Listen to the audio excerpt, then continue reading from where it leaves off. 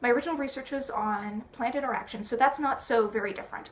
But what I focused on was determining that plants can actually detect each other, so they know that they have neighbors.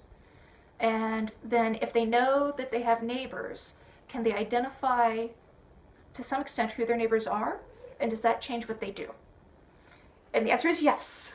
So what I do, or what I did, and I still do a little bit on the side when I have a little free time, is actually use a form of mathematic modeling. It's used a lot in economics. It's called game theory, which at its simplest is sort of, I know that you know that I know that you know that I know. So what are we all going to do? Like, what kind of decisions are we going to make?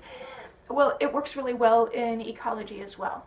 So how organisms are interacting, and it turns out that if we can trick plants into thinking that they're all by themselves, we can dramatically increase agricultural output, for example, without using additional fertilizers and things like that. So there's really cool applications for it.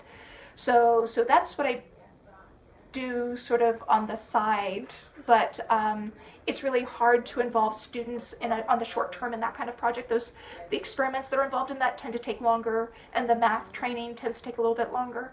So things like these local conservation projects are perfect for plugging students in. It's easy to train them, and it's very easy for them to participate in them for a single season or multiple seasons. So there's a lot more flexibility to those. So yeah, so that's what faculty do when they come to an institution like Dixie State. They do some of their hardcore research on the side, and then hopefully what we're trying to encourage them to do is to broaden that to create opportunities that are easy for students to get involved with. And we've got a lot of good faculty doing that sort of thing here. This woman in Canada was the first to figure out that they can tell that if their neighbors are relatives or not, like if they're closely related. So plants actually engage in nepotism, where they're nice to their relatives and they're not nice to their non-relatives. Yeah, no, there's all sorts of fun things that we're finding out plants can do, and a lot of it is below ground. So it's all these signals that they're sending through, like the water and the soil, to each other. Yeah, there's all sorts of complex stuff that they're doing that we just never realized was going on. Oh. That is so cool. That's super legit. That's so awesome. Yeah, plants can talk to each other. They can talk to bacteria. They can talk to insects, but unfortunately, they still can't talk to us. It's frustrating. We've got 3 different desert systems coming together. A couple of them are much colder and much higher altitude.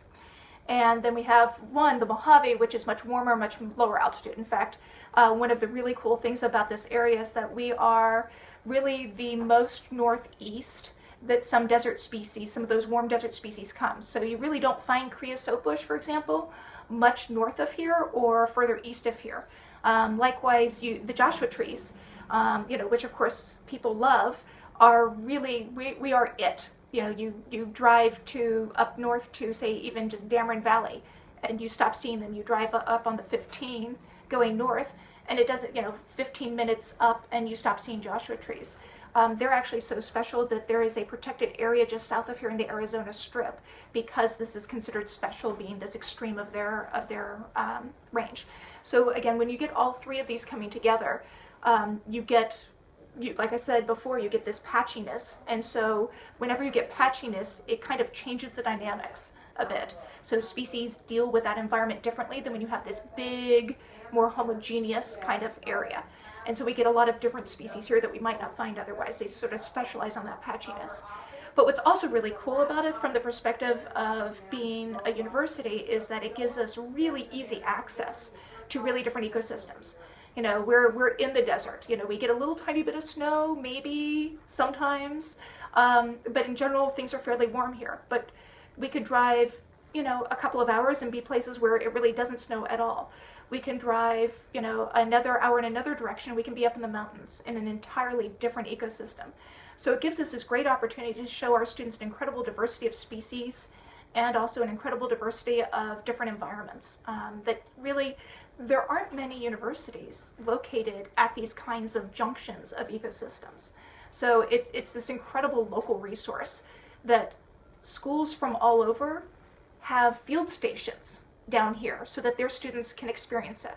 So these universities have bought property, 30, 40 minutes from this campus, so that their students can travel for hours and hours and come down and spend like a night or 2 or maybe a week in those field stations so that they can check out all of this stuff. We're here. We don't need a field station just to be able to take advantage of all of these incredible local opportunities. So we're really in a special location as far as studying geology, biology,